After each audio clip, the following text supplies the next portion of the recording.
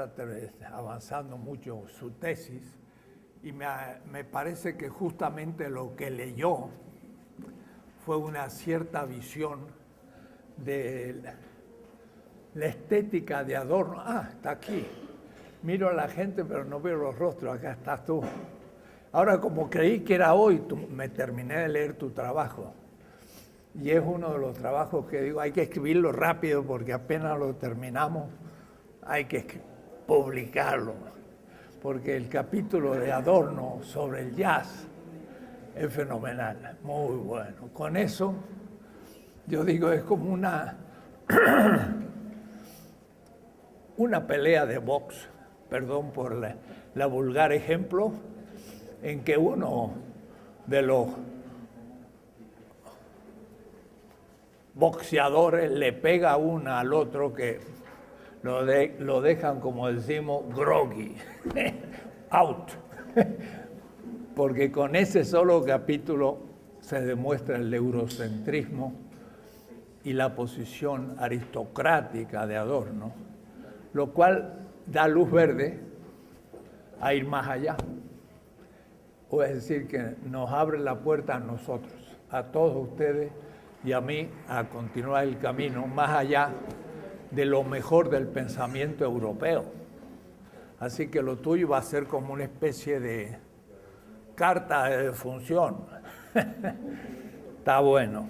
Segundo, comentarios. El semestre pasado trabajamos un tema extraño, el tema de la analogía y la univocidad. Me llegó ahora un mail que se va a realizar en Varsovia, Polonia, the First World Congress of Analogy. Miren qué cosa. El primer Congreso Mundial de Analogía. Es decir, que el tema que tratamos pues estaba al orden del día y estamos preparados para participar al Congreso después de haber trabajado un poco más a fondo el tema. Lo mismo pasa, como ya les dije, con el tema de la modernidad. El próximo enero se realiza en Rabat un gran encuentro de estudio islámico sobre la modernidad. Y entonces lo que estamos haciendo va a ser 100% utilizable para la contribución en el mundo árabe. De paso, hay un gran filósofo en Marruecos, se llama Taha, y sus alumnos quieren que realicemos un diálogo antes de ese congreso sobre la modernidad, porque muchos cuando exponen lo que dice Taha, algunos que me han leído dicen, pero si es lo que dice el profesor fulano de tal. Y entonces ya vamos ahora a dialogar los dos. Y si el diálogo con Apple fue un diálogo norte-sur, este va a ser quizás un gran diálogo sur-sur. El profesor Taha quizás es uno de los más grandes filósofos contemporáneos árabes que escribe solo en árabe porque no quiere escribir en las lenguas europeas. Pero ha dicho, bueno, para hablar con el filósofo latinoamericano, hablaremos en francés, porque yo no sé el árabe y él tampoco el castellano. Entonces vamos a tener que hablar una lengua imperial. Pero bueno, es este problema del sur, cuando se comunica por el sur, tiene que pasar por el centro. Es como el metro, que cuando uno va de una punta a la otra de la ciudad, tiene que pasar por el centro, porque todo va al centro. Bueno, mientras que no se haga el metro de circunvalación, como el periférico, que nos permita comunicarnos directamente. Pero esas dos noticias son justo los grandes temas que estamos tratando. Hoy quiero leer 4 textos de Bolívar. La vez pasada quizás alguno haya interpretado que yo criticaba a Bolívar. Lo que pasa es que a medida que lo estoy trabajando, me doy cuenta más de su importancia. Y entonces dedicarle mucho tiempo a un autor es ya dedicarle tiempo porque vale. Yo creo que quizás ningún colega a cierto nivel se ha puesto a trabajar a Bolívar en filosofía a fondo, sino que más o menos se lo recibe, pero no se está trabajando. Los textos que he elegido es porque algunos me dicen, siempre usted trabaja mucho la historia y la filosofía viene como después. Pues lo que pasa es que hay supuestos históricos que son los que permiten después comenzar a pensar. Y Bolívar ciertamente tiene una visión de la historia. Y entonces les voy a leer los textos y luego voy a comentarlos para empezar a entender qué tipo de diálogo vamos a tener que ir realizando de profundización, pero de ninguna manera para descartarlo, sino para incluirlo en un gran debate, porque estoy viendo que el trabajo sobre la modernidad debería iniciarse con un capítulo sobre 7 o 8 grandes autores que hayan tocado el tema y entrándole a cada uno un poco a fondo. Blumenberg, por ejemplo, la legitimación de la modernidad, Koselleck, con su posición, Habermas y muchos otros europeos. Entre nosotros, Aníbal Quijano tiene una hipótesis también importante en aquello de la descolonización y de la colonialidad del poder. Es una visión histórica y también teórica, y Bolívar. Entonces, sin más prolegómenos, leo un texto, entre comillas, sacados todos de la vuelta de siglo, que fue un trabajo que mereció el Premio Libertadores del año 2007. Supe así por cuentos de pasillos que yo salí en segundo lugar con mis 20 tesis. Bolívar sacó el primero. Y 2 años después saqué yo el mío, también del Premio Libertador. Este texto pesó más que el mío. Muy bien, me alegro porque es un profesor de la UNAM que trabaja entre nosotros. Este texto, en un momento, la página 124, dice: el centro de la economía mundo, ese es un término de Wallerstein. Wallerstein, 3 tomos sobre la economía moderna. Es un libro de historia socioeconómica, la manera que la hace Wallerstein, que de alguna manera fue alumno no solo de Brodel y la Escuela de los Anales, sino también de la teoría de la dependencia. La usó y surge después. Su primer tomo es por el 74, o es decir, cuando ya se había avanzado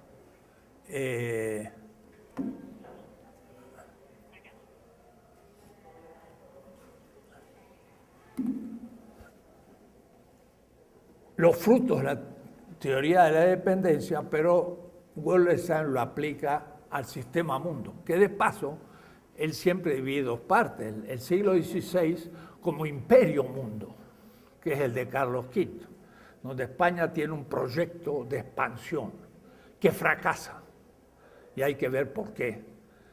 Y después recién en Holanda realmente, que había sido hasta el fin del siglo XVI parte del imperio español, empieza el sistema mundo propiamente capitalista. Entonces, el centro de la economía mundo debería ir hacia el norte.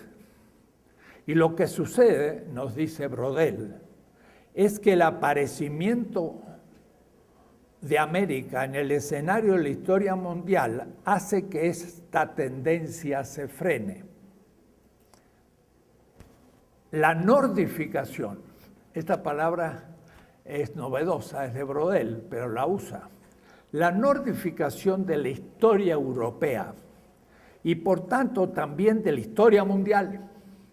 Nordificación va a ser el norte de Europa va a empezar a bajar al sur. El norte nordifica al sur.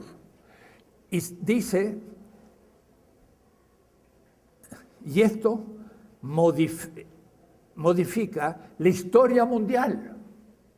Bueno, en realidad esa nordificación, antes del descubrimiento de América, apenas si modifica la historia de Europa. Para que sea historia mundial, significa ya la etapa siguiente en que aparece el sistema mundo. Pero dejemos por ahora, hay como un atisbo de pensar que lo que acontece en Europa ya es historia mundial. Y entonces hay un Chakrabarti, un hindú, que dice, tenemos que provincializar a Europa. Provincializing en inglés. Tenemos que volver a hacer de Europa una provincia, que no se crea que es la historia mundial. Sufre aquí un momento de fracaso la nordificación. La hipótesis es, Europa estaba siendo influenciada del norte hacia el sur. Ahora, cuidado, antes del descubrimiento de América, esto lo voy a repetir muchas veces, Europa tiene los países escandinavos y el Báltico. Y después España, Grecia, Italia y el Mar Negro. Nordificar significa que el norte de Europa empieza a influenciar el sur de Europa. El sur de Europa, está muy fuerte el micrófono, el sur de Europa es Grecia, Italia, España, Portugal. Parece la hipótesis de Brodel que el norte va a ir hacia el sur. Pero lo que pasa, ¿qué hay al norte del norte? Es lo incógnito. El Polo Norte, Groenlandia, el Atlántico. O es decir que Europa no tiene un norte del norte. El norte tiene que comunicarse al sur, si no, no existe. Lo puede hacer... No están los compañeros del micrófono. No, nos abandona. Pero bueno, me alejo y ya está. El norte puede, a través de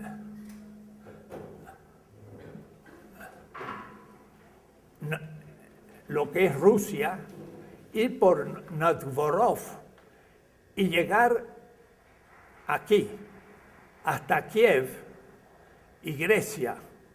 Pero se tiene que comunicar al sur, si no, no hay comunicación con el sistema. Y el sistema, en realidad, tiene por centro la Mesopotamia, el antiguo Egipto, el mundo árabe, la India, el sudeste asiático y la China. Y la India y la China son el centro productor de la economía antes del descubrimiento de América. Entonces, ¿cómo podría el norte de Europa irse hacia el sur si está desconectado? Y sobre todo está desconectado porque los turcos están junto a Viena, han tomado lo que es Yugoslavia, dominan el Mediterráneo y los europeos están desconectados. La única conexión es por la Italia renacentista. ¿Y por qué la Italia renacentista es la comunicación con el sistema? Porque tiene puertos. Y entonces el puerto es Venecia, Génova, Nápoles es Neópolis, la nueva ciudad que fue fenicia, que fue griega, que fue romana y que ahora era muy importante, y otras Amalfi, y estos son como una antena que comunica con el Medio Oriente y de ahí con las caravanas que van a la China o que van a Egipto fatimita o que llegan a la India, de tal manera que el Mediterráneo en el sur es la conexión de Europa con el sistema. La nordificación es un movimiento secundario. No puede conectarse con nada sino con el sur de Europa. Eso va a demostrar después sobre qué significa la reforma. Porque los alemanes, y sobre todo, no sobre todo, Habermas, y tienen que leer ustedes a Hegel. Estos días le saqué el polvo de nuevo a los 20 tomos de Hegel y me leí como el tema de la historia universal. Hegel lo trabaja, la historia universal, en la filosofía de la historia universal, que es una historia de la cultura. Lo estudia en la filosofía del derecho. Lo hace de una manera muy sutil en la fenomenología del espíritu. Lo trabaja en la historia de la filosofía. La estética la hace según la historia mundial que él ha plasmado. Puede decir que todos los textos de Hegel tienen una historia. Entonces, cuidado, no me digan, ¿por qué usted da tanta importancia a la historia? Sí, porque mi oponente no son los discípulos, es el maestro. Y el maestro es Hegel. Puede decir, yo me las agarro con Hegel. Y entonces dice, en América Latina no hay ningún Hegel. No hay ningún Hegel, pero puede haberlo. Y para hacerlo tiene que echar abajo a Hegel y su visión de la historia. Entonces, la nordificación del sur no puede ser muy fuerte, y lo siento por Brodel. Y ya les dije que de casualidad, pues fui alumno de Chonu, que tiene 7 tomos, Sevilla y el Atlántico. Mientras que Brodel fue un especialista del Mediterráneo. Pero miren cómo sigue el texto. Los recursos de América, plata, el oro, los productos tropicales, etcétera, vienen a fortalecer precisamente aquel lugar del cual el centro de la economía capitalista estaba despidiéndose. Viene a fortalecer el Mediterráneo y en este sentido habría un retraso histórico. Página 224. O es decir, el oro de América y la plata y los productos tropicales y demás van a venir de América y van a fortalecer al sur de Europa, que para la visión de Brodel estaba siendo vencida por una influencia del norte. Entonces, el oro y la plata,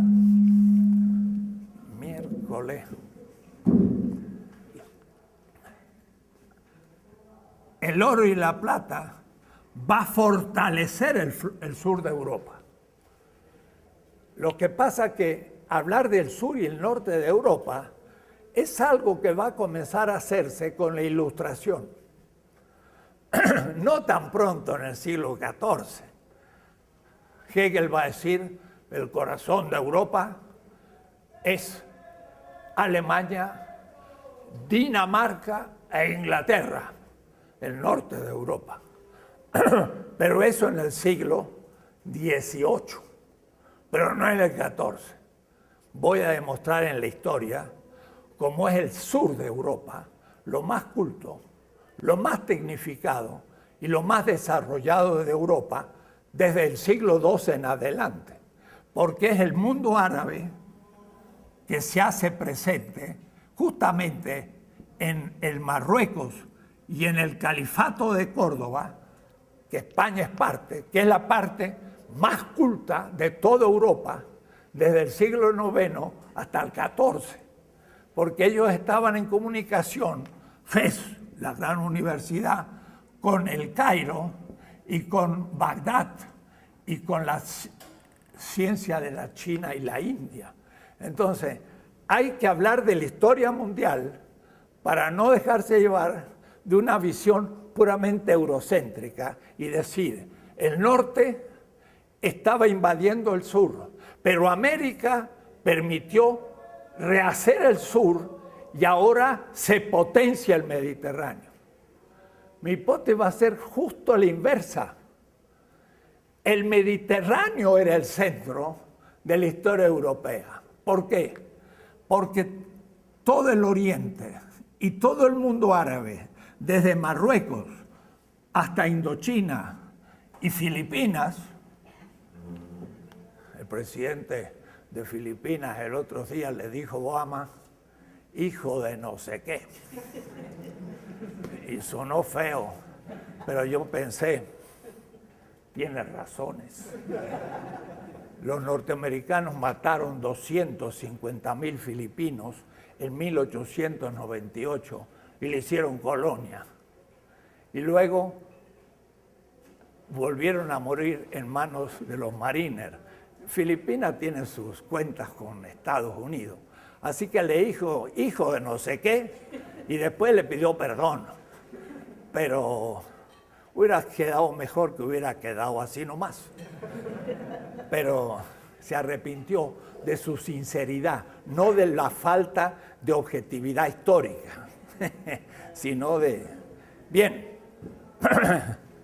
voy a explicar esto de a poco, porque supone que justamente se dice que el descubrimiento de América viene a fortalecer el Mediterráneo. Y yo voy a decir, el descubrimiento del Atlántico es la muerte del Mediterráneo. Y por eso que Italia desaparece en el siglo XVI y el centro se va a transformar en España, porque Italia se empobrece y ya no tiene cómo ir sus caravanas hacia el este, porque se van a comunicar ahora con Portugal, al África, Angola, Mozambique, hasta Goa, y van a llegar hasta el Japón. Y entonces los portugueses no van a necesitar más el Mediterráneo, y Italia, que era la antena conectora de Europa por el Mediterráneo con el sistema, se queda sin trabajo.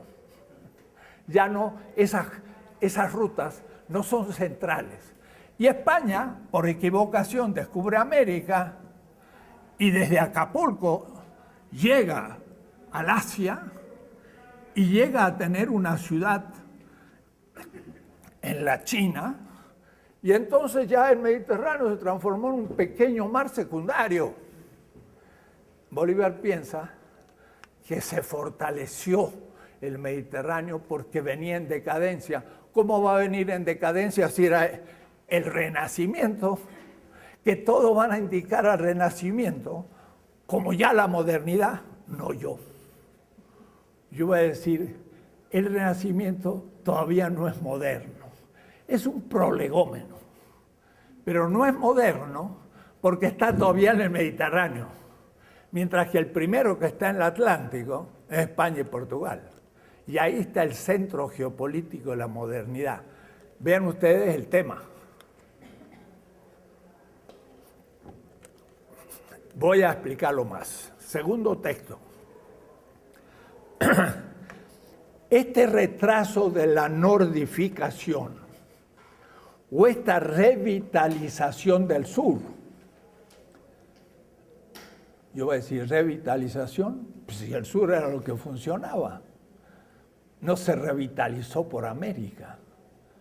Claro que tuvo más auge el Mediterráneo, pero como último cola de león, porque había que parar a los turcos. Y como ya les he dicho, en 1571,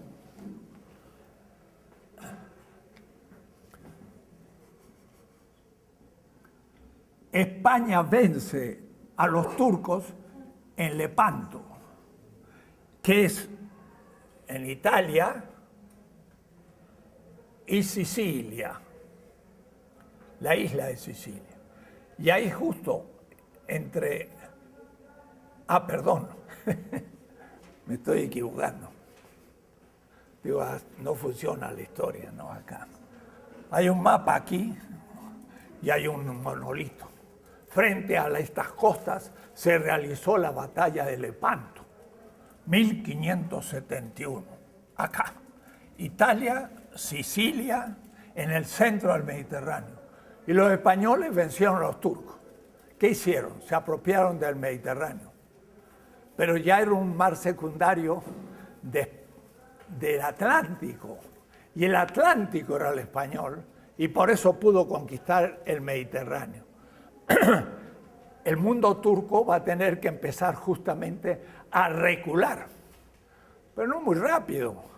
1688 estaban los turcos todavía en los muros de Viena, que ya tenía sus vals y sus cosas. Ahí estaban, a 1 kilómetro. Entonces los turcos seguían siendo el peligro de Europa, parado por el Imperio Austrohúngaro, pero quedaron inmovilizados, sí, por la potenciación del Mediterráneo, pero ya vamos a ver qué pasa con el norte de Europa. Este retraso de la nordificación o esta revitalización del sur en contra de un proceso que parecía condenarlo a desaparecer definitivamente al sur, porque el norte iba a avanzar hacia el sur. Este fortalecimiento del sur que le permite sobrevivir a la historia dominante de la modernidad de Europa. O es decir, la modernidad de Europa viene del norte y es anterior al descubrimiento de América y es la nordificación de Europa. Esa es la modernidad. Y no ser aniquilado por esa modernidad que viene del norte es un hecho sumamente importante, puesto que impide que se fume esta dialéctica norte-sur de Europa, de la que habla Brodel, como el nervio principal de la historia de la civilización occidental europea. De paso, muy importante a las palabras. ¿Qué es la modernidad? Es una civilización. Y de la que estamos hablando, modernidad, es occidental, no es oriental, no es Bizancio, no es el imperio bizantino, europea. Quiere decir que tenemos que definir bien qué tipo de Europa sea esa. Y yo le voy a llamar latino-germánica, por diferencia de la Europa bizantina, que es oriental y habla griego, y es la más antigua, es la sucesora de Grecia, y de donde sale el mundo musulmán, que se va a conectar por Córdoba al mundo latino del siglo XIII parisino. Entonces no es Grecia, Edad Media, modernidad. Es Imperio Romano Oriental, Bizancio, fundado en el 330, después de la Era Común, una cristiandad, pero oriental, de donde van a sacar los árabes la mayoría de su inspiración junto a los persas, van a llegar hasta Marruecos, el Magreb, en el Califato de Córdoba, y de ahí van a pasar a París. Pero eso va a ser justamente del sur hacia el norte, y no del norte hacia el sur, porque el norte era bárbaro. Cuidado, tenía una gran asociación económica, se llamaba la Hansa. La Hansa, sí,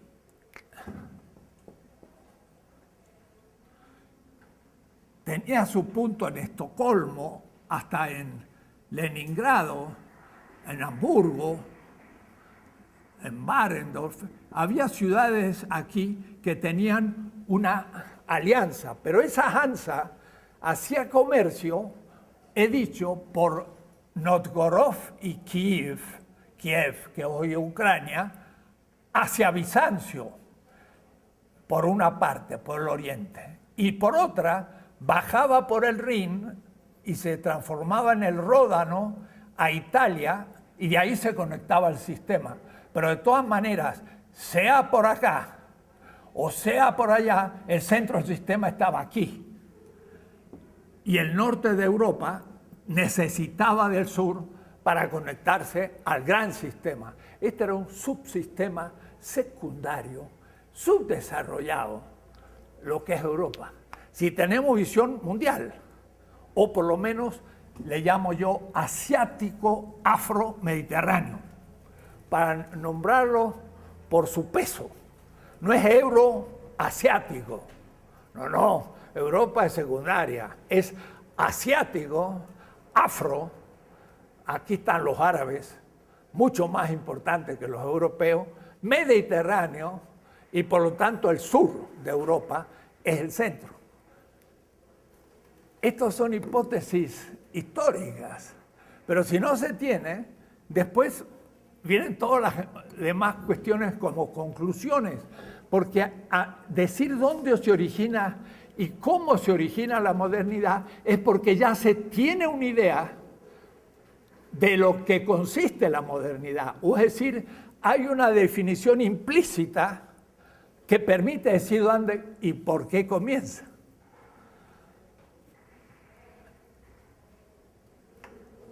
Tercer texto. Ese está en la 225. La reforma empieza 1517.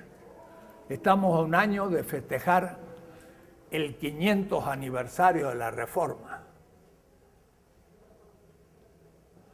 Pero 1492 al 17 son casi 25 años, 26, la anticipación del descubrimiento del Atlántico, no digo de Europa, a la reforma. Y esos 25 años son una hecatombe europea, porque el descubrimiento de una parte desconocida tira por tierra la geopolítica, la historia. Es como les digo yo siempre, es como que la Trinidad no fuera el Padre, el Hijo, el Espíritu Santo, sino una cuarta persona. ¡Wow! Era un lío, porque antes estaba fácil. Era Europa al norte, África al sur y al oriente el Asia. Y eso era el mundo. Y ahora de pronto surgió aquí algo que no estaba, y entonces que sí, que todo lo que habíamos visto no funciona. Es como cuando se descubre que la Tierra es redonda. El año siguiente de la Reforma, Magallanes sale y demuestra empíricamente a los europeos, los chinos hacía ya mucho tiempo que lo habían descubierto, que la Tierra es redonda. Ahora, leyendo a Hegel, es fantástico este Hegel. Él dice, hablando del descubrimiento de América, él dice, das Mensch, el hombre, el ser humano, descubre América. Yo digo, ¿qué hombre, qué ser humano descubre América? El europeo. Y Hegel me ha dicho, por supuesto. ¿Y a quién descubrió? A los indígenas. Y no eran hombres que habían descubierto América. ¿Cómo usted se atreve a hablar en nombre de la humanidad, señor Hegel? Es un irrespetuoso, o como diría Kierkegaard, es lo cómico, eurocéntrico rematado. Hay que reírse de Hegel como hacía Kierkegaard. Y no lo hacía porque sí, porque en Dinamarca todos eran hegelianos. Y él fue a escuchar a Schelling para tirar abajo a Hegel. No crean que es por gusto.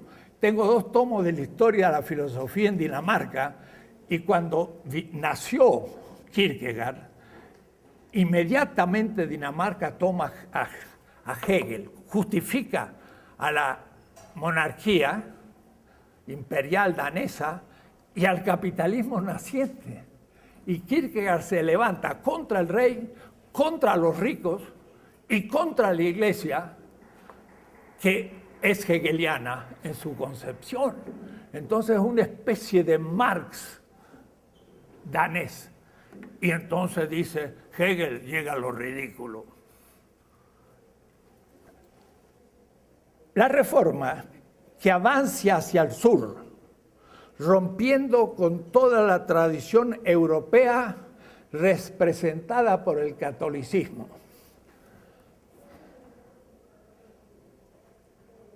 ¿Cuándo empezó el catolicismo? Esto lo he hecho muchas veces, y cuando lo he hecho hasta ante obispos, me miran raro. Pues surge al mismo tiempo que la Reforma. La Iglesia Católica no es la Iglesia medieval, es otra cosa. Es una iglesia moderna. Y Bolívar lo sospecha. Van a ver cómo. La Reforma que avanza hacia el sur, rompiendo con toda la tradición europea representada por el catolicismo. Mire, lo más difícil en la historia es no usar un momento posterior para analizar un momento anterior. Si el catolicismo es posterior al descubrimiento de América, no es feudal. La iglesia feudal era la cristiandad latino-germánica y bizantina, no era católica. Eso que entendemos por católico lo va a decir muy bien Bolívar. Va a decir, el Concilio de Trento reforma la iglesia, más la funda. El Concilio de Trento es la modernización de la iglesia medieval, y eso es la iglesia católica. La iglesia medieval modernizada, pero es otra cosa. Es otra cosa completamente distinta. ¿Lo puedo probar? Tengo muchos libros escritos sobre el tema. 6 libros. Entonces, en este tema nunca yo me he hecho muy explícito, pero ya que me meten en tema, yo digo, sobre el tema sé más que mucha gente. O es decir, no vaya a ser que sea una de las personas que más sabe del tema en la tierra. ¿Por qué? Porque les contaré después. Entonces, tomar al catolicismo como feudal es un error histórico. Y si Brodel lo dice, o Chenu, el que sea, lo puedo refutar fácilmente.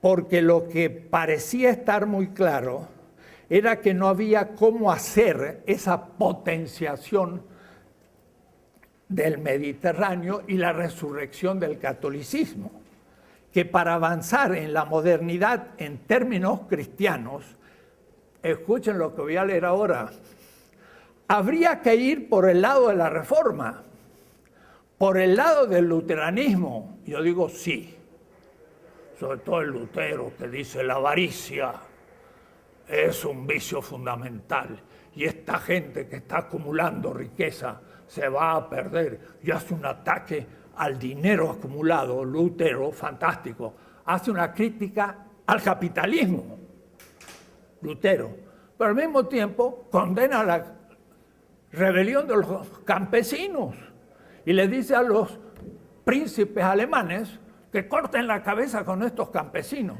Y esos campesinos son cristianos, tienen el Apocalipsis en la mano y se levantan contra el mundo feudal y en nombre de la propiedad común de los bienes se oponen a la modernidad, y Lutero los condena.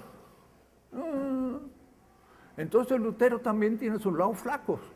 Por una parte advierte la usura anticapitalista y por otra parte condena el movimiento campesino alemán apocalíptico. En la ciudad de Münster hay una torre, en una iglesia se llama Santi Esteban, y hay unas jaulas en la torre. ¿Sabes qué ponían en las jaulas? A los anabatistas. Los mataban y los metían en la jaula. Como a Hidalgo le cortaron la cabeza y lo expusieron para que la gente lo viera y las aves rapiñas se lo comieran. Y los luteranos estaban de acuerdo en condenar a los anabatistas porque eran ultraizquierda. Era la revolución campesina de los bienes comunes. Entonces, por una parte dice, el cristianismo debía ir por el lado del luteranismo. Estoy de acuerdo. En la lectura de la Biblia, libre, pero va a ser también el individualismo de la lectura. Y sobre todo en el puritanismo calvinista. Uy, uy, uy. ¿Cómo se anima a decir eso Bolívar? Siendo que el puritanismo calvinista es el que critica a Marx y no al luteranismo ni al catolicismo, porque son los calvinistas de Ginebra, Calvino y John Knox, Scotland. Yo he dado una conferencia en Edimburgo hace como 30 años. Los estudiantes me invitaron a dar una conferencia, eran como 600. Me acuerdo que era un templo con un atril de madera y en un lado había una estatua de John Knox.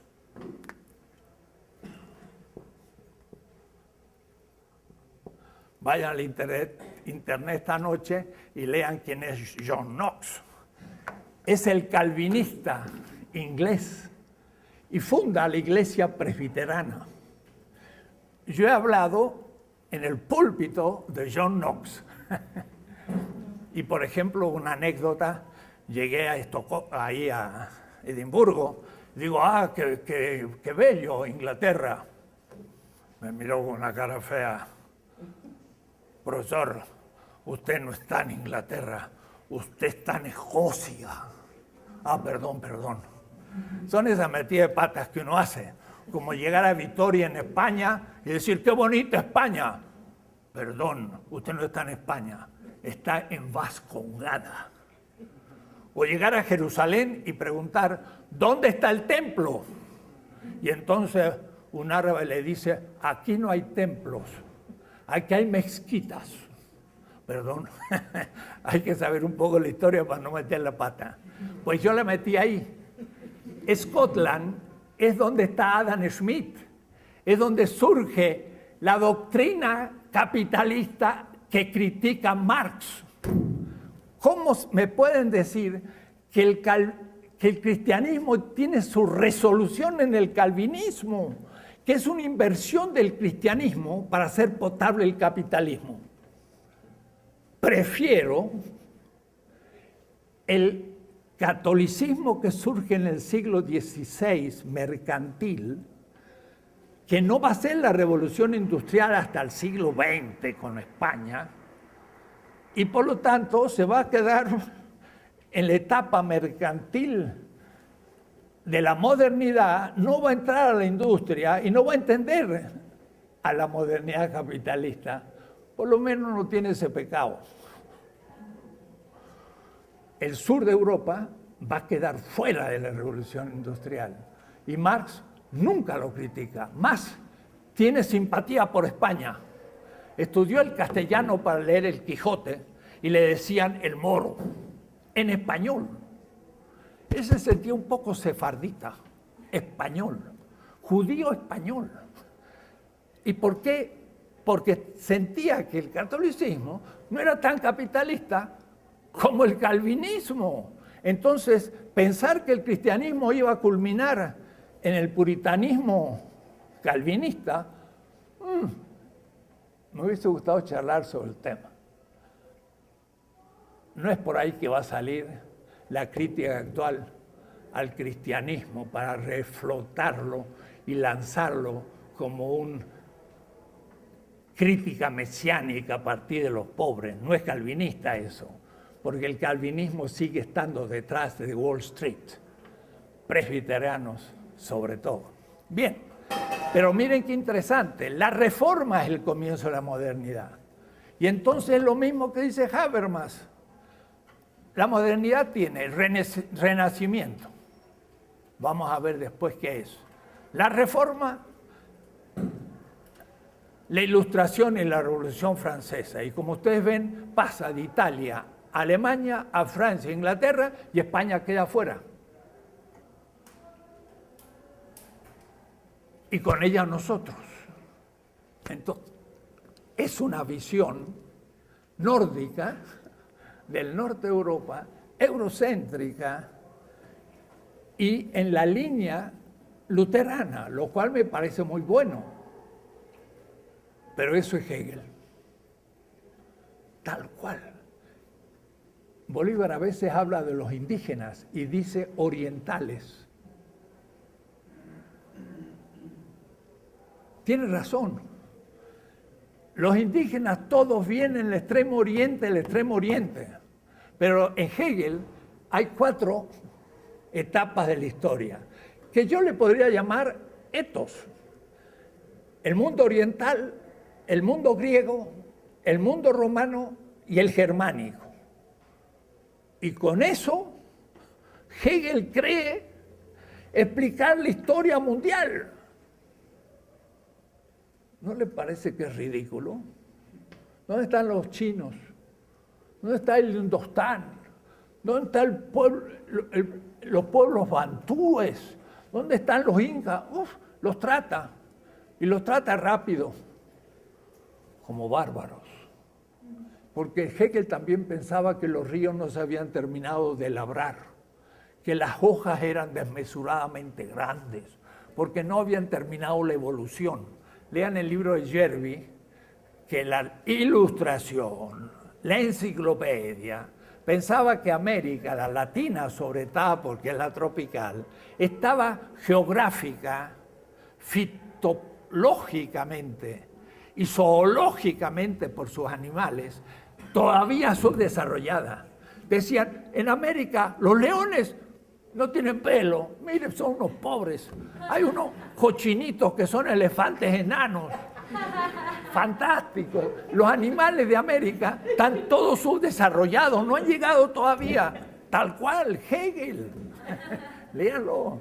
Y lean en el Fondo de Cultura Económica a Jervi. Claro, no podemos aceptar eso, pero suena un poco. Porque la reforma no puede ser el origen.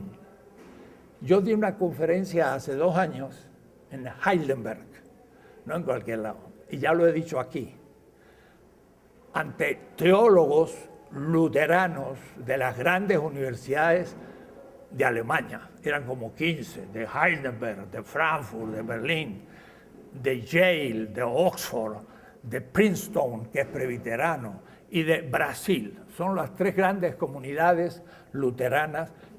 Cuando se pensaron comenzar a organizar para celebrar el 5º centenario, que es el próximo año, son los luteranos. Y me invitaron a mí a dar la conferencia magistral inicial del primer encuentro de teólogos luteranos. Yo dije, ¿a un latinoamericano? ¿Por qué será? Y yo expliqué lo que explico siempre. Miren lo que dije. Lutero sería un heresiarca de segundo nivel, como Zwinglio o como otros de la Edad Media Europea, si no se hubiera abierto el Báltico al Atlántico. Si hubiera quedado Alemania así, el norte de Europa no se podía separar del sur. ¿A dónde iba? Yo siempre digo, a los osos polares. No había dónde ir. Tenía que ir al sur para conectarse con el sistema. Pero si yo descubro el Atlántico, el Báltico da al centro del sistema. Y ahora no necesito más el sur de Europa. Me puedo separar de Roma. Antes no podía. Antes tenía que pasar por Roma porque era el Mediterráneo y eran los puertos que conectaban con el sistema. Era el hilo eléctrico. Si yo cortaba ahí se me apagaba la luz.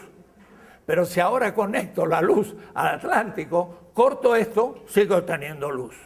Les dije, Lutero tuvo significación mundial por la apertura al Atlántico, que es un efecto del descubrimiento del Atlántico,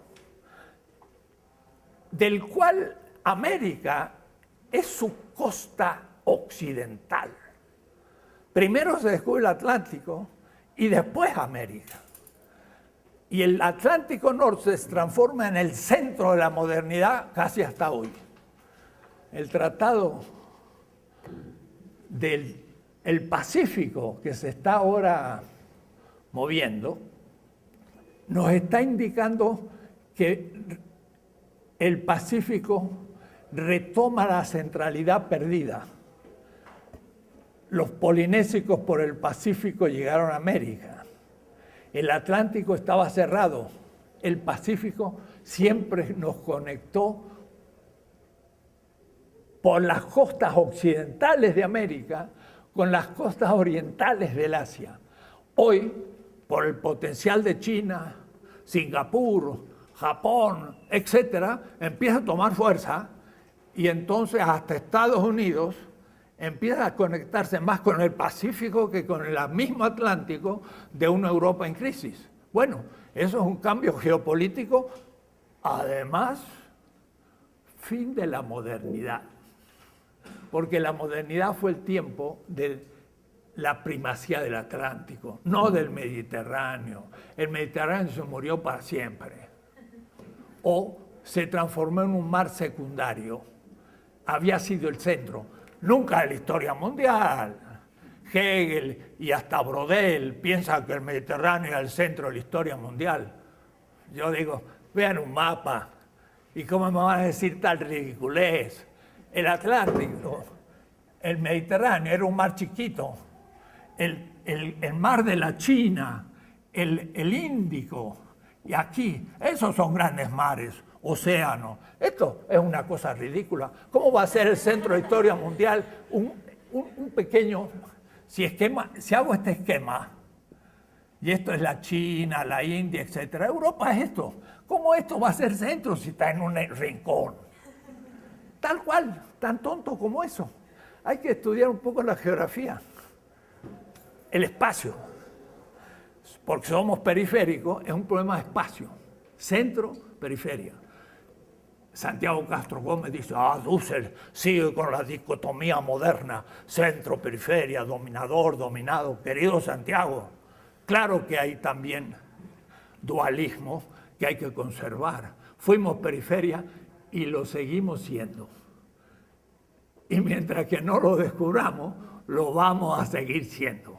Pero tenemos que descubrirlo, mire, agarrando el calcetín y dándolo vuelta entero. ¿Desde cuándo? Desde el origen de la historia mundial. Otra historia, porque la que nos enseñaron es eurocéntrica. Y eso es un problema para Bolívar, porque es demasiado alemán todavía. O es decir, él tuvo una gran experiencia en Alemania, pero Alemania no es el centro del mundo. Y entonces hay que también tener la experiencia italiana, hay que tener la experiencia española, hay que tener la experiencia de Marruecos, que de ahí empieza Fatimita, Edad Media, la India, hay que situarse en Pekín, en China, y entonces ver desde la China a Europa, lejísima, subdesarrollada, fuera de su horizonte. Siempre la China tuvo 3 veces más de habitantes. Y es interesante, porque aún en los etos de Bolívar habla que uno puede hablar de una cultura del maíz, aún de la patata, del arroz. Y justamente la cultura del arroz, que es China, igual que parte de la India, exige que el que ponga los granos del arroz sea el ser humano. No se puede arar la tierra, porque se hace sobre tierra pantanosa, porque es desde la humedad del pantano que surge el arroz. Y entonces eso no se puede hacer con bueyes. No sirven los bueyes, se empantanan y además no puedo arar. Hay que hacerlo a mano. Pero un buey come por 20 personas. Hay que darle pasto. Si en vez de darle pasto usted planta arroz, en vez de un buey tiene 20 chinos. Y por eso los chinos siempre fueron más numerosos que los europeos, que labraban la tierra y cortaban el surco. El cortar el surco es tener que tener un animal de tiro que hay que alimentar por muchos seres humanos. Entonces eso ya demográficamente empieza a ser completamente distinto. También los hombres del maíz hacían el huequito y ponían su maíz. Era como los chinos, porque venía del oriente efectivamente, y era otra manera. El arroz y el maíz tienen mucho que ver. Y la patata o la papa inca también tiene que ver. Y así entonces podemos ver distintas culturas. El Mediterráneo es un mar del trigo, y fue Egipto el triguero de la antigüedad.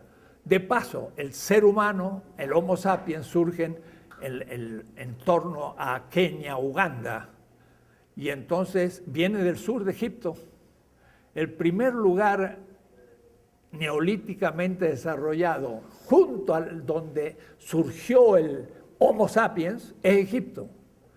Y no es extraño que sea la más antigua civilización, con la Mesopotamia, que está cerca, que en algunas cosas fue anterior, pero el Egipto es muy importante, porque ahí es donde el Homo sapiens empezó su historia. Bien, entonces, yo no pienso que la reforma sea la constitutiva. Yo pienso que ya había modernidad en la manera de encarar el texto. Va a haber ahí una coexistencia, va a existir con, y veremos. América ya no como simple oferente de materias naturales, dice Bolívar, sino como sujeto histórico propiamente dicho. Eso sí que me gustó. Quiere decir que ante el sujeto histórico europeo, América, aún la indígena, va a funcionar como un sujeto histórico, pero no se lo va a tomar del todo en serio, porque es lo que yo dije, el efecto boomerang. Europa es un sujeto histórico. El mundo americano, esos otros sujetos históricos, se pusieron en relación. Uno violentó al otro, pero no solo extrajo de él riqueza. América aparece así en primer lugar como el agente consolidador. Y claro, la computadora me pone en rojo. ¿Qué significa eso? Bueno, es un neologismo. Está bien, consolida. Consolidador de la Europa moderna como capitalista. Oh. Bolívar dice, la modernidad es anterior al capitalismo. ¿Qué lo constituye a la modernidad como capitalista? Es una buena pregunta. Para mí es una falsa pregunta, porque para mí modernidad, capitalismo, eurocentrismo, colonialismo se dan al mismo tiempo, no uno antes del otro. Van a ver ustedes que hasta Boaventura de Sousa Santos va a poner una antes que la otra o otra después de la primera. Y vamos a ver distintas posiciones, que hay modernidad y todavía no capitalista, o que hay capitalismo y todavía no modernidad. Eso es lo que piensa Wallerstein. Hay capitalismo en el siglo XVI, pero la modernidad surge en la Ilustración en el XVIII. Wallerstein. Discutimos el tema y él modificó su posición. Y estuvo de acuerdo conmigo. En una reunión que estuvo Bolívar Echeverría presente en Binghamton. Entonces, lo que va a hacer América en este choque, y habla de choque de cultura, va a transformar a la modernidad europea, que en cierta manera se tiene una visión benévola. Era una modernidad interesante, era una modernidad reformista, de la reforma, era una que tomaba del cristianismo lo mejor, el calvinismo, wow,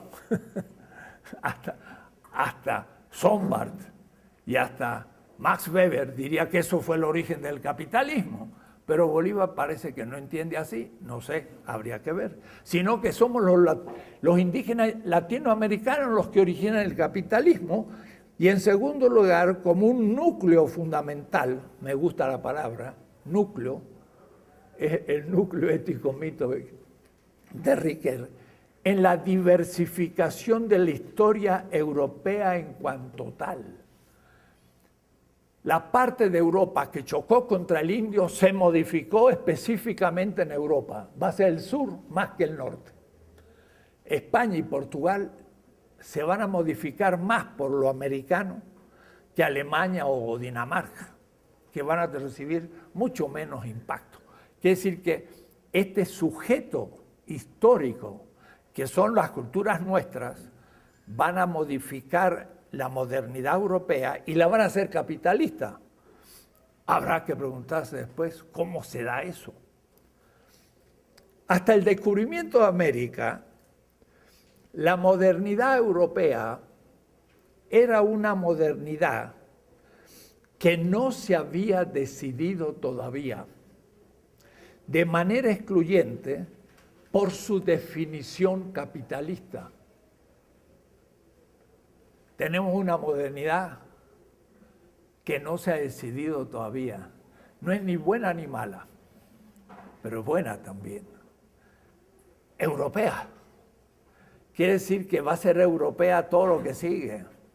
Y hasta lo que viene después del capitalismo, en la modernidad no capitalista, va a ser una alternativa, pero a Europa, en la que las otras culturas, no sé yo qué función van a poder cumplir. Ese es el tema de la transmodernidad. Entonces, la modernidad estaba indecisa. Pienso que solo el impacto histórico que significa la presencia de América en el mundo europeo es lo que se hace que se consolide la modernidad europea como una modernidad propiamente capitalista. O es decir, son los indígenas y nosotros los culpables de haber hecho a Europa capitalista. Ella era buena e indecisa. Yo hago así porque le digo, ay, ay, ay, me das una paliza tú, porque va a decir, no, me estás descolocando y estás interpretando mal. Pero es lo que yo leo. Estoy en otra posición completamente distinta. Pero para eso va a estar todo el curso. Entonces, escribí yo primero aclaraciones al texto y después preguntas. Primero, resumiendo, la modernidad es un fenómeno europeo para Bolívar, que se sitúa desde la neotecnología, según Mumford, desde el siglo XI o XII o XIII, fechas indicadas por Bolívar en diferentes trabajos. Eso hay que ir encontrando los textos. Ya se originó en Europa mucho antes de lo que se llama la Edad Moderna, en la Edad Media, lo cual entonces complica, pero no hay que escandalizarse. Una edad empieza dentro de otra. Yo le voy a llamar eso la gestación de la modernidad, pero como se gesta un niño en el útero materno, pero todavía no nace. Para mí el nacimiento va a ser el descubrimiento del Atlántico y el descubrimiento de América. Eso va a ser el nacimiento. Tanto la modernidad como el capitalismo, como el eurocentrismo, van a ser medievales. Pero subculturas, no centrales, sino secundarias, y que están dando sus pasos. Y también en el Renacimiento la dignidad del ser humano Pícola mirándola y todo el humanismo va a demostrar la fuerza del individuo. Ahí tenemos la gestación del futuro individualismo, pero todavía en manos de un autoritarismo de una iglesia feudal, medieval, no católica. ¿Por qué? Y eso lo dice muy bien Bolívar, y no sé si ha captado el tema. Trento, 1560, es un concilio hecho prácticamente por España. Lo paga primero. Hay que pagar los boletos de los cardenales que hacen el concilio. Pero además los grandes teólogos, Soto, Báñez y todo, son dominicos o jesuitas de Coimbra o Salamanca. Europa, Francia, Inglaterra y demás, ya o se han hecho protestantes o no tienen buenos teólogos. Entonces es un concilio español. Pero ¿qué hace Trento? No se imagina. Racionaliza la iglesia. Le dice, por ejemplo, a los curas, tienen que ser célibes. Nunca habían sido del todo. Se decía que debían serlo, pero había mucha licencia. Y no era tan grave. Ahí el celibato se hace exigente. Ahora tienen que hacer escuela. O es decir, tienen que estudiar en serio y se les da un currículo. Se les ocurre decir cuáles son los libros sagrados y cuáles no. Antes habían leído muchos libros y a unos pasan a ser heterocanónicos, fuera del canon. Y hay algunos buenísimos, quedaron fuera. Se racionalizó la iglesia, se la modernizó. Surgió el catolicismo. ¿Quién lo pagó? España. ¿Y quién? América, seguro.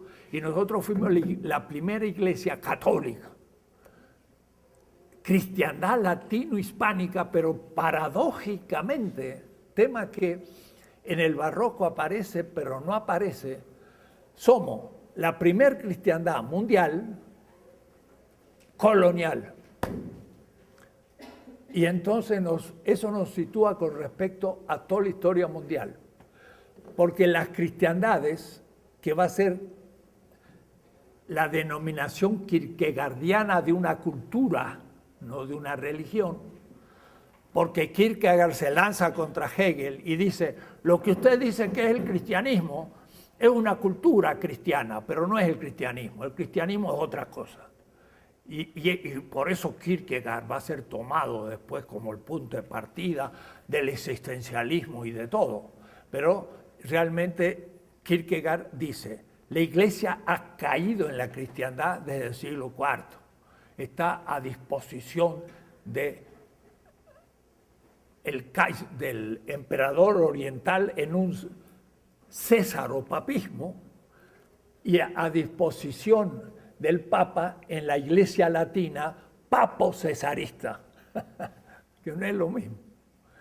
Y entonces, ahora la iglesia se independiza del Estado y crea una institución fuerte. Es el catolicismo. Lean algo sobre el tema y no van a encontrar nadie que diga lo que estoy diciendo a ustedes. De que el catolicismo surgió, sí, en la misma idea que tiene Bolívar, por un fortalecimiento, sí, del Mediterráneo moribundo. No es que le dé vida, sino que le da un poco en la sala de extrema cuidados últimos al muerto que ya está por morir, pues le alarga la vida. Pero es Roma quien paga el Vaticano. Cada obispo latinoamericano tenía que pagar las anuas, mucho dinero, y España tenía dinero porque lo sacaba de las minas que los indios dejaban su vida en el Potosí y en Zacatecas y en Huancavelica y en todas partes. Entonces, hay que ver ese hecho de ese mundo que es el catolicismo como surgiendo al mismo tiempo que las iglesias protestantes. Para los bizantinos de Bizancio, de Grecia, los latinos y los protestantes son los mismos. Ellos dicen, se corta la barba, ya no llevan las antiguas tradiciones, En Bizancio, pues, los sacerdotes surgen de gente casada. No tienen que ser célibes, esa es la más antigua costumbre del primero, segundo, tercero siglo. Mientras que estos que exigen el celibato, pues, esto es helénico pagano, no tiene nada que ver con la iglesia. Entonces, para los bizantinos, lo católico es como un protestantismo. Y es efectivamente porque es moderno, como la Reforma es también moderna. Los dos van a constituir, y el barroco entonces sí, y estoy de acuerdo, va a ser la expresión cultural de ese catolicismo moderno, pero hegemónico en el siglo XVI, y cuando se termine La Plata, se terminó la fiesta barroca. ¡Wow! ¿Es el festejo del valor de uso o el festejo del valor de cambio? ¿Quién paga la fiesta barroca? Cuando uno va a la gran templo jesuita de Quito, la tierra de Bolívar, la ciudad de Bolívar, el más espléndido templo barroco que ustedes puedan imaginar, fenomenal. Uno entra y queda pasmado, todo forrado en oro. Todo forrado en oro, real, no así color amarillo. Es oro. Claro, uno dirá, oh, esa iglesia que se robó el oro. La verdad, yo digo, bueno, al menos la dejaron ahí para el turismo. Lo demás se lo llevaron, es peor. Así que gracias a la iglesia tenemos una obra de arte. No hay que ser tan anticlerical también, hay que ver las cosas positivas. Pero es una cosa fenomenal. Y ahí está metida el indio. Y es mestizo. Sí, pero ¿qué indio? ¿El indio que estaba resistiendo a la conquista? ¿O el indio ladino despreciado por Guamán Poma porque eran los que habían entrado en negociación con la conquista? Y aunque habían dejado expresión de su cultura, la habían metido para que no dejaran de existir, pero dentro de algo que ellos no tenían el comando, porque era un templo y de belleza. ¿No es acaso el triunfo del valor de cambio? Pero en el capitalismo mercantil, que no es el industrial, siglo XVI, XVII, en el XVIII es la industria, y ahí van a quedar derrotados los jesuitas y el barroco. ¿Por qué? Porque va a surgir los Borbones con la otra concepción. Va a ser la burguesía que va a venir. Y por eso expulsan a los jesuitas. Los jesuitas ni saben por qué los expulsaron. Les aseguro, pregúntenle a un jesuita, ¿por qué los expulsaron? ¿Porque eran malos o porque no los querían? No, las jesuitas eran la inteligencia de la cultura mercantil, que fue el primer capitalismo, siglo XVI, XVII. Y por eso estaban dedicados a la educación de la élite criolla, los blancos nacidos en América. Y los mestizos metían sus cuestiones. Pero los negros, los jesuitas eran implacables con los esclavos. Tenían esclavos en campos donde producían para con el dinero de esas haciendas pagar las misiones de indios. O es decir, que no tenían ninguna percepción del africano o el jesuita. En cambio, gran veneración por los pueblos originarios, los indígenas. Quiere decir que se puede interpretar de otra manera el rock. El festejo del valor de cambio mientras existió la plata. Y cuando dejó de existir la plata, se vino abajo el barroco. Pero lo que Bolívar no toca es la otra mano de los jesuitas, que además de educar a la élite, y cuidado, élite que era moderna, los jesuitas no eran cartesianos porque habían leído a Cartesio. Los jesuitas eran cartesianos porque habían formado a Cartesio en sus escuelas. Al tal René Descartes fue alumno de los jesuitas en Francia. Que sí que ellos eran cartesianos avant la lettre.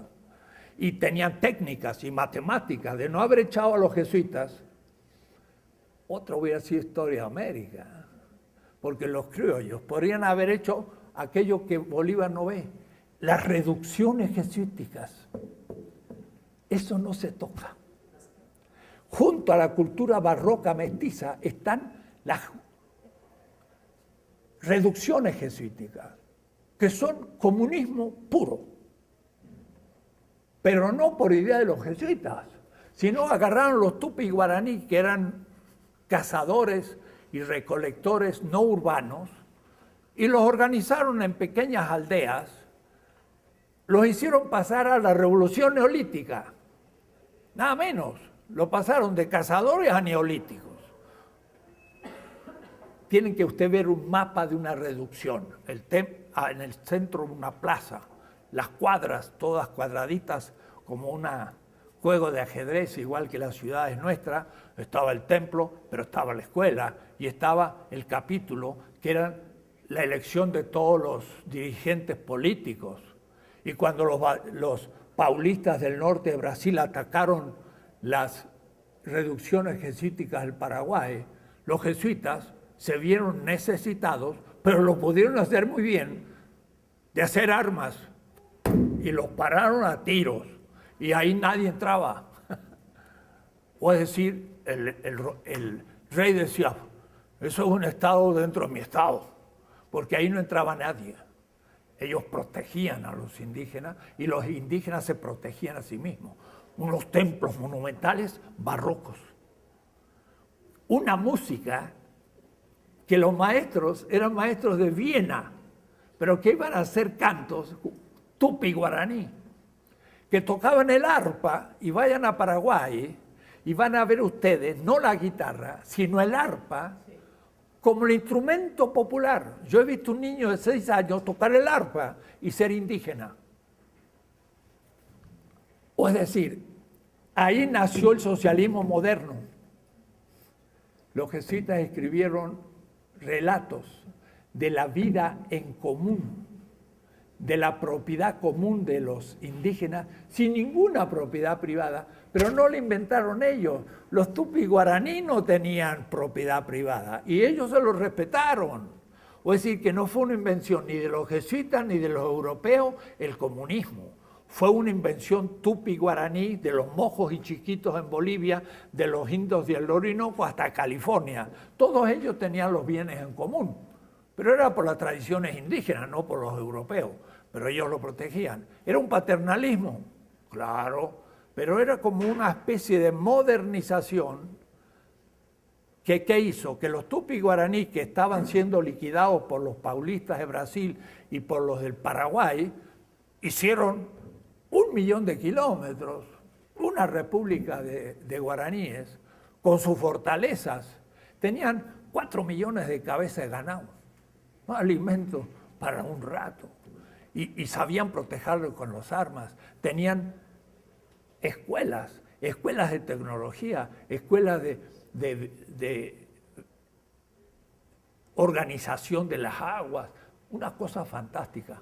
Ese es otro aspecto del barroco que no toca Bolívar y que habría que tocar.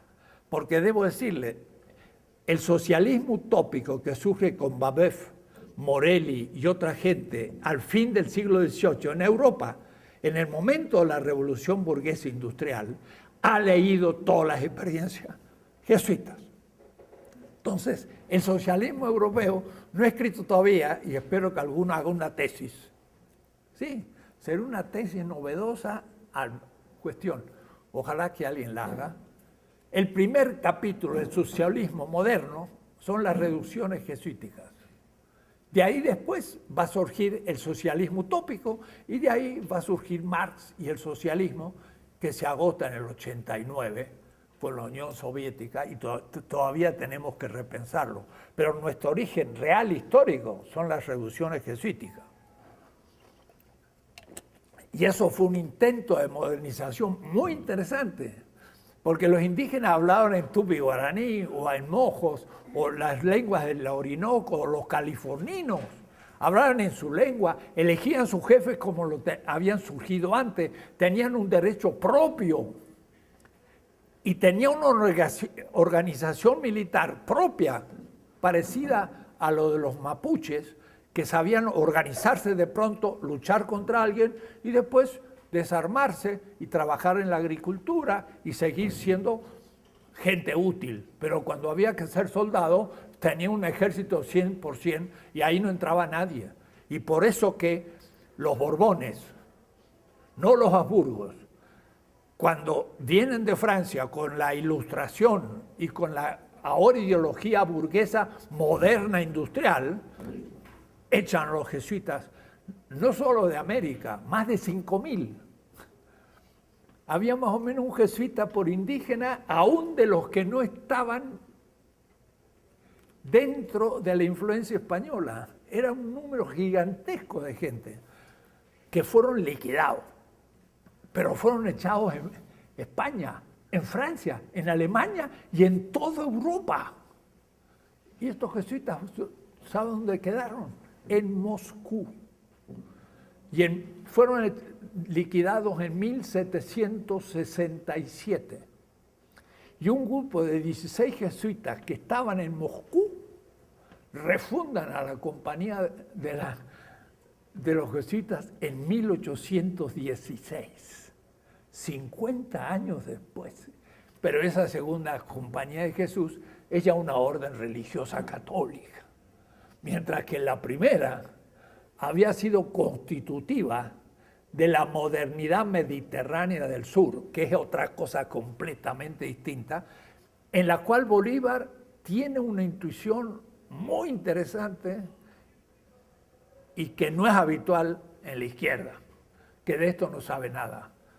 Bolívar fue alumno de los jesuitas en Ecuador y vio cosas. Y entonces dijo, no, esta gente no es lo que creen, pero quizás fue mucho más de lo que pensó Bolívar, tendremos que ver. Bien, ven ustedes cosas extrañas que me hace decir Bolívar, porque esto nunca he hablado de esto, pero como él los plantea muy bien, me hace a mí sacar de mi bolsa desconocida, porque para en la UNAM hablar de estas cosas es muy peligroso, porque la izquierda nuestra es jacobina, secularista y no sabe la historia de América, y menos los mitos de nuestro pueblo. Y por eso que no ha tocado la realidad del pueblo. El Partido Comunista nunca pudo hablar a un indígena. Me acuerdo, yo estaba en Chiapas y vino Monfil y estábamos hablando y le querían hablar de lucha de clase y qué sé yo, y los indígenas ya escuchaban y no entendían nada. Entonces yo le dije a Monfil, mira cómo hay que hablar a esta gente, a nuestra gente. Compañeros, ¿se acuerdan ustedes de un tal profeta en Nínive que predicó en Nínive y fue echado, pero no quiso primero predicar? Y entonces, como se acobardó de arriesgar su vida, se lo tragó una ballena. ¿Cómo se llamaba? Bueno, se lo tragó la ballena. Y yo digo, mire, nosotros estamos como una ballena que nos haya tragado. Estamos como en el estómago de la ballena, entonces yo dibujo la ballena. La ballena. Pero nosotros estamos en el estómago de la ballena. Y no sabemos dónde estamos, vemos nomás que el estómago, pero no sabemos que estamos dentro de la ballena. Pues la ballena es como un gran sistema. Y nosotros vemos al comisario general, al otro, al gobernador en algunos casos, pero no nos damos cuenta que hay un sistema mucho más grande, que es realmente el que nos está determinando. Bueno, después de explicar la cosa, dijeron, vamos a hacer un seminario sobre la ballena. Era el sistema capitalista. La gente entendió. Era algo que le era habitual. Entonces, eso significa entroncar con la realidad mítica del pueblo, que tiene su racionalidad. Pero la izquierda ha descartado en un proceso de secularización moderna Y entonces es muy difícil hablar de esto. Entonces Bolívar en este punto ha enfrentado el secularismo y se ha animado a hablar del barroco como un fenómeno del catolicismo, pero aún tendríamos que empezar a complejificar. Vuelvo a leer.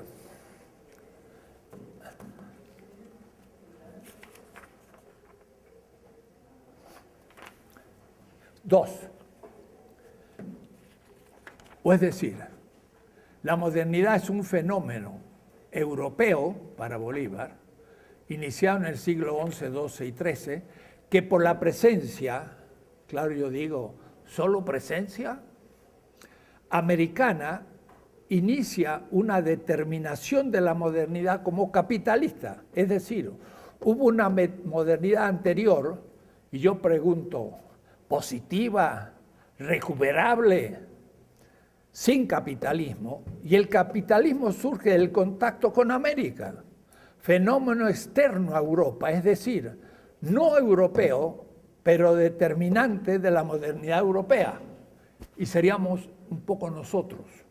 3. Por otra parte, la historia medieval, en su etapa tardía, comenzaba un camino del norte hacia el sur, y yo digo, eso no es posible, primero. Pero además, se piensa en el protestantismo, pero que es posterior al fenómeno del descubrimiento.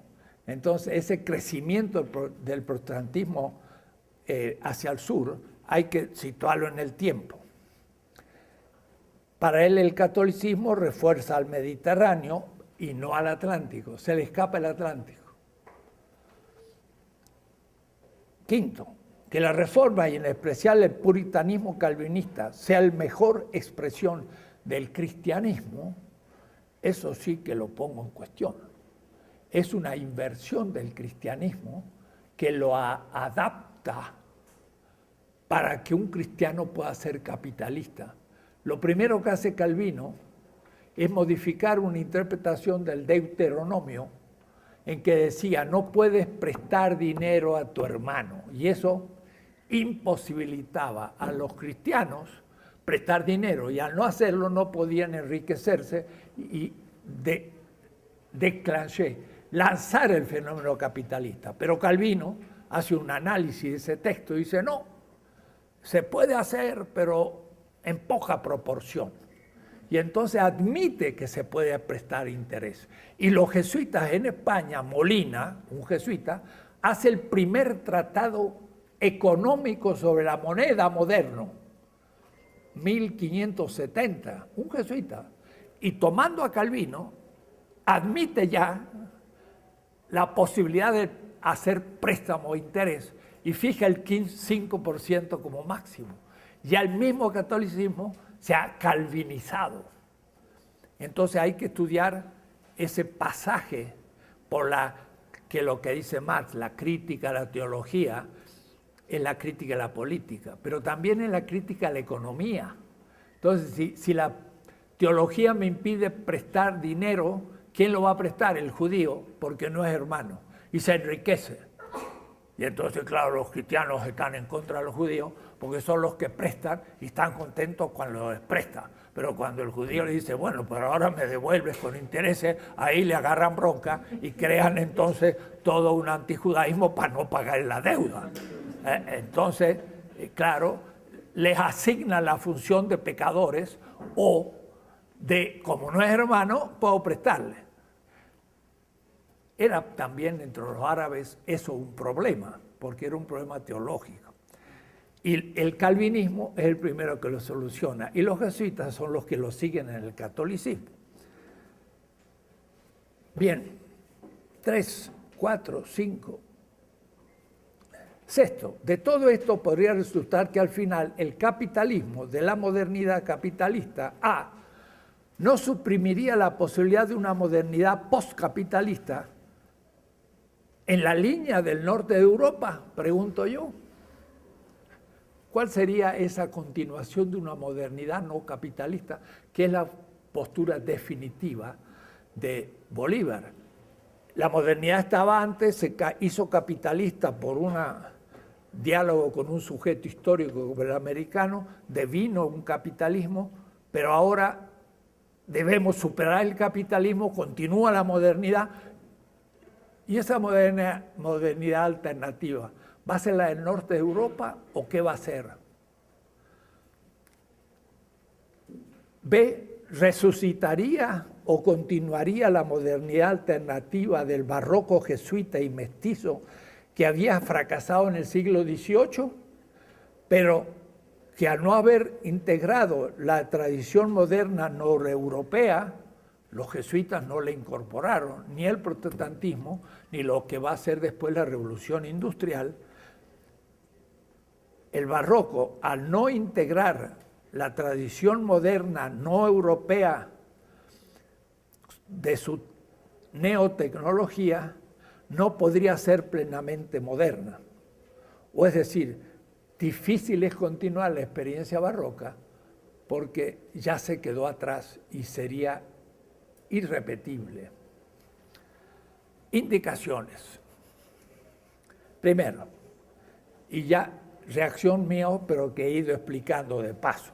La reforma no es un hecho cuya significación se desprende, mejor, la reforma es un hecho cuya significación mundial se desprende de la apertura al Atlántico, por la conexión del Báltico al nuevo centro geopolítico. Claro, dejo la gran actitud que significa poder tomar el texto sin pasar por la autoridad que me dice cómo tengo que interpretarlo, sino que lo voy a interpretar desde mi subjetividad individual honesta.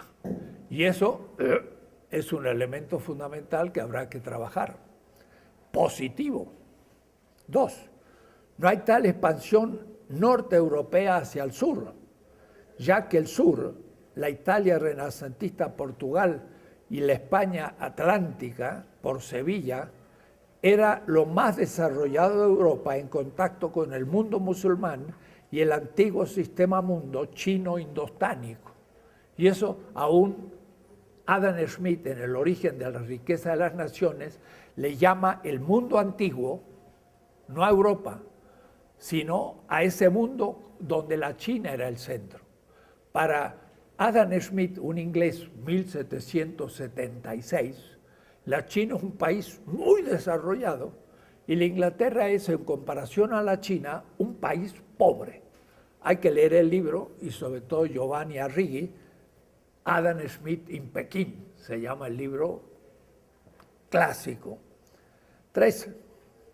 Justamente la experiencia y no la presencia americana en Europa no solo determina la gestación intrauterina de la modernidad y el capitalismo, sino que origina ambas, pero en Europa todavía no como nacimiento.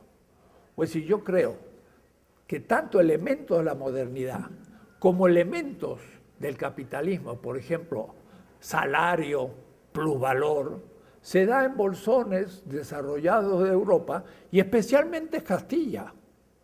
Castilla tenía textiles, tenía ovejas y tenía una industria, no industria todavía, pero una producción textil muy importante. Y en Medina del Campo, Medina es ciudad, en 1518 se levantaron los comuneros contra Carlos V. Fue la primera revolución burguesa de Europa. Los comuneros eran burgueses y pedían al rey derechos, los fueros de los comuneros. ¿Y qué pasó? El rey era muy poderoso. ¿Por qué? Porque tenía la plata americana, que va a surgir después, pero ya empezaba a surgir la riqueza. Entonces, el problema de la burguesía española fue que tuvo un Estado muy fuerte. La burguesía inglesa tenía un Estado muy débil. Y con Cromwell en 1688 le da un golpe de Estado a la monarquía, crea el Parlamento, conserva al rey como un florero hasta hoy, pero la burguesía toma el poder y desde el poder hace la revolución burguesa en Inglaterra. Desde la política, ahí no determinó la economía la política, sino la política la economía. Y esa fue la primera revolución burguesa, no, fue la segunda. La primera fue de los comuneros en España, pero fracasaron por el poder del rey, y ahora sí, gracias a la riqueza de América, el rey pudo atajar a su burguesía hasta exprimirla y liquidarla. Y entonces se fue a Flandes. Y por eso que en 1688, no, antes, en 1620, Flandes ya se libera de España y se transforma en un imperio mercantil, y ya no imperio mundo, sino sistema mundo. Y las Provincias Unidas de Flandes, que había sido colonia de España, ahora empieza a tener una visión capitalista del comercio mundial. Y España empieza a empobrecerse. Y a su vez su burguesía liquidada no logra recuperarse más. Hasta el siglo XX, que hace su revolución industrial casi con Argentina y México. España se transforma en un país subdesarrollado. Pero eso ya es otra historia. 4. Lo interesante es que América deviene un sujeto que confronta al sujeto europeo conquistador y lo reconstruye o reconstituye. Esta idea de Bolívar me parece muy buena. La objetividad del sujeto americano es subjetivado en el sujeto europeo conquistador y constituye una transformación, el efecto boomerang, de la misma subjetividad europea. El modo como el europeo, por ejemplo, va a ver la naturaleza de América, no solamente la va a ver subdesarrollada y más bárbara, las hojas tropicales más brutales, no las hojas tan estilizadas como en Europa, y los leones sin pelo, porque todavía no se han desarrollado. No ve solo eso, sino que a su vez ve la naturaleza sin historia, la vacía, la seculariza. Y entonces la res extensa de la que va a hablar Descartes es la que ve Bartolomé Las Casas. Hay que leer la historia de las Indias. Dice, cuando llegó Colón a las Indias del Caribe, vio unos indígenas desnudos. Dice, ni que hubieran pasado 6 horas de Adán y Eva. Dice, ni un día, pone horas. Estaban como Adán y Eva ahí, pero prístinos. Entonces no hay nada, no hay historia, no hay cultura, no hay lengua, no hay religión tampoco. Entonces esa secularización, ese vaciamiento de la naturaleza, objeto de ¿qué? De un pobre. Entonces Bolívar dice, el capitalismo va a subsumir el objetivo de la modernidad. La modernidad quiere producir riqueza, pero el capitalismo lo va a absorber para muy pocas manos. Pero yo creo que la modernidad, si fuera buena o positiva, no es suficiente producir riqueza. Hay que producir felicidad.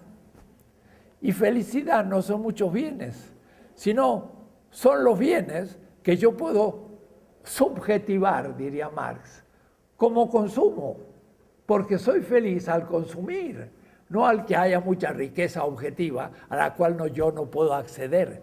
Entonces, una cosa es querer ser feliz y otra cosa es querer ser rico. Es muy distinto. Entonces, España era pobre, igual que Europa, con respecto al mundo musulmán. Sabía que estaba subdesarrollado, que era ignorante, que no tenía la clave del comercio mundial. Pero ahora que descubre estas tierras, toda su envidia del mundo árabe y toda su frustración, ahora se ve como posible de ser realizado. Y poniéndole tizones en los ojos de los indígenas chibchas, que tenían mucho oro, porque los ponían en sus tumbas, los españoles le decían, oro, oro, oro. Y así se cuenta la conquista. Querían, decía Bartolomé Las Casas, tenían una avaricia acumulada de querer ser ricos en muy pocos días. Pero ¿quién quiere ser rico? El que ha sido pobre, pero un pobre envenenado, porque no puede ser como el árabe rico comerciante. Y entonces ahora de pronto ve la surgente, y por eso entonces seculariza al mundo y lo toma como una mediación de la riqueza, y la naturaleza es secularizada. Y al mismo tiempo el sujeto se transforma en ocupar una tierra vacía, como dice Subirat, el español, que cree que es un gran descubrimiento cuando habla de la conquista como enfrentar a un espacio vacío. Eso es lo que hace John Locke, el espacio vacío. Pero el espacio no estaba vacío, estaba lleno de seres humanos, de cultura. Toda la geografía tenía nombres, los ríos, los astros, las montañas, los árboles, los animales. Todo eso era parte de una cultura. Pero para el español que llegaba eran cosas. Y entonces el impacto es que ellos conciben ahora la naturaleza de una manera distinta, como mediación de riqueza. Y el yo empieza a crecer. Y ese yo es el problema. Yo conquisto. Padre del yo pienso y del yo del voluntad de poder, hasta Nietzsche y todo. Entonces, es la experiencia del mundo extraño el que va a ir constituyendo, pero no como capitalista la modernidad europea, sino como moderna al hombre feudal, que es muy distinto, y al mismo tiempo y simultáneamente capitalista, eurocéntrico y colonialista. Para mí los cuatro fenómenos se dan al mismo tiempo. Modernidad, su aspecto económico es el capitalismo, su aspecto cultural es el eurocentrismo y su aspecto político es la colonialidad. Y todo se juega al mismo tiempo. Y entonces hay que ahora ver cómo se codetermina, no uno antes que el otro, sino al mismo tiempo, y por eso es que yo pienso que van a terminar al mismo tiempo. No va a haber una modernidad después del fin del capitalismo. Con el fin del capitalismo va a ser el fin de la modernidad y va a surgir un nuevo tipo de experiencia humana que va a reconstituir la experiencia de la naturaleza y del yo y de la comunidad y de la historia y de la ética, de la ontología y de todo. Va a ser una nueva edad como la edad moderna fue una nueva edad con respecto al feudalismo, pero también con respecto a otras modernidades, porque ahora sí, esa modernidad que surge en Europa se estaba dando en muchas ciudades de la región tropical, en la China, en la India, el mundo árabe, había grandes ciudades que estaban ya en un proceso de modernización, pero ninguno tuvo colonias. Y esa fue la ventaja europea. China nunca ha tenido colonia hasta hoy, y la India tampoco. Pero Europa lo primero que hizo es un mundo colonial. Y nosotros somos los primeros colonizados. Entonces, no es raro que vamos a tener que ser más críticos que todas las otras culturas, porque somos los primeros que sufrimos la colonialidad de la modernidad y fuimos constituyendo a la subjetividad moderna a medida que nos iban dominando. No eran dominando a los chinos, ni a los indostánicos, ni a los bantúes. Eran a los latinoamericanos. Primero a los indígenas, pero después también a los criollos, porque fue un hombre blanco de segunda. No era capaz de nombrar un rey, se le enviaba un vicerey. No era capaz de dictar leyes, se le mandaban cédulas reales.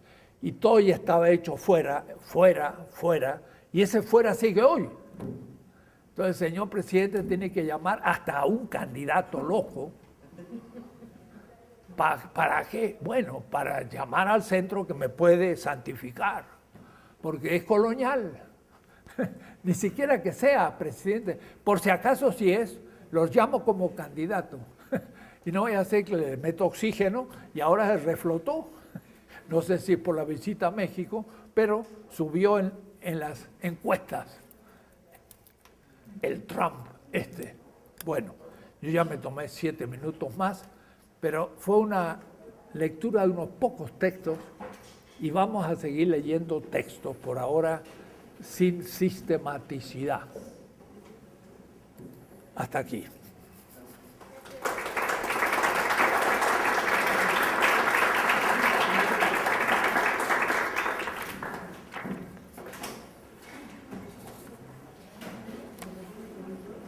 Un honor para mí estar en su casa. Magistral, doctor.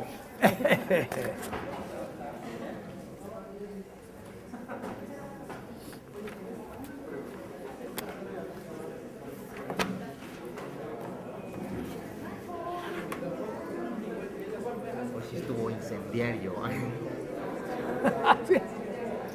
Bueno, conozco más estos temas. Claro, me agarra el tema